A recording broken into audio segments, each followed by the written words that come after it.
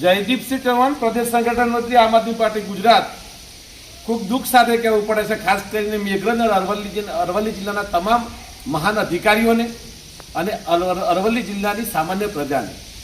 છેલ્લા 20 દિવસની અંદર મારે બીજી વાર મેઘરજ પોલીસ સ્ટેશનમાં આવવાનું થયું અને એક જ જેની કહેવાય કે એક જ મોરસ પેલી કહેવાય કે એક જ પદ્ધતિ કે ભાઈ ભાજપના જે પદાધિકારીઓ છે લોકહિતાર્થે છે કે કેમ, કોઈ કેમના સામે સવાલ કરે છે.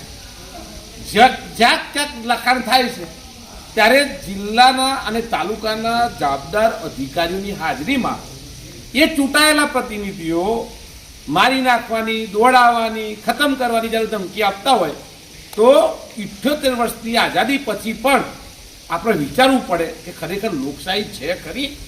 સવાલ આ છે, સામાન્ય નાનો માણસ કેમ ડરના માહોલમાં જીવે ભાઈ? શા માટે?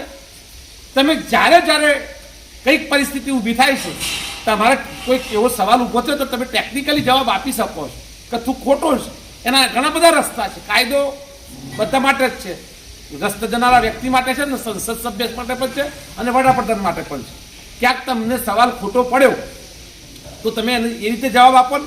ડાયરેક્ટ મારવાની, કૂટવાની ને જેને કહેવાય કે નાગા કરીને ઘોડીને આ જે શબ્દો વાપરો છો એ કદાચ હાસ્યાસ્પદ છે અને શરમજનક છે. મારે તો એટલી જ વાત છે કે આજે ભાઈ મહેશ બારિયાની સાથે અમે ઊભા છીએ, આવનારા સમય પણ ઊભા રહીશું, પણ આ રીતે સત્તા ભોગવી ન શકાય. સત્તા ભોગવવા માટે પ્રેમ કમાવવો પડે અને એનાથી વિશેષ કે તમે સાચા છો, કોઈ ખોટા નથી, તો ચેલેન્જ કરો કે તમે મારી પ્રતિષ્ઠા સામે ઠેસ પહોંચાડો છો. અમે અમારા વિસ્તારની અંદર કામો કરીએ છીએ. મને તો અવરોજ ટેલિફોનિક જાણ કરતો માન્ય ટીડીઓ અધિકારી, આપણે જે તાલુકા વિકાસ અધિકારી છે રાકેશભાઈ પટેલ સાહેબે મને વાત કરી કે અમે પંચરોજ કામ કર્યું છે. કેટલાક મોટર 7 બોર્ડની પણ વાત કરી, 3 બોર્ડની અંદર મોટરો નથી એ પણ વાત કરી. ક્યોંકથી ક્યોંક એમને પણ સ્વીકાર્યું છે કે હા શૌચાલય બન્યું છે, તપાસ ચાલુ છે. અમે આગળ પણ ટીડીઓ સાહેબને સંપર્ક કરીશું કે ખરેખર એમાં પ્રોગ્રેસિવ રિપોર્ટ શું છે. પણ મૂળ વાત એ છે કે હવે મેઘરજ હોય કે અરવલ્લી હોય કે ગુજરાત હોય, કોઈ સામાન્ય જે ધમકીથી ડરવાવાળું નથી. અમે તમારી ધમકીથી અથવા તો તમારા જે પ્રોપોગેન્ડા છે અત્યાર સુધીના કે લોકોને ડરાવવા અને સત્તા ભોગવવી, એ ક્યાંક તમારે હવે નવો રસ્તો કરવો પડશે. સાચી રાજનીતિ કરવા માટે તમારે પણ પ્રેરાવવું પડશે. આ ડરવાળી રાજનીતિ જો કરવા જશો તો આગળ આવીને આમ આદમી પાર્ટી આવી જશે. આ યાદ રાખજો. બાકી અમને તમે જાજુ કહેવા માગતા નથી.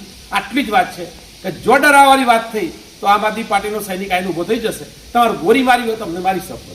તમારા જોડે સત્તા છે, તમારા જોડે પાવર છે, તમારા જોડે શક્તિ છે, તમારા જોડે કદાચ કાયદો હોય તો ગોળી મારી દેવાની.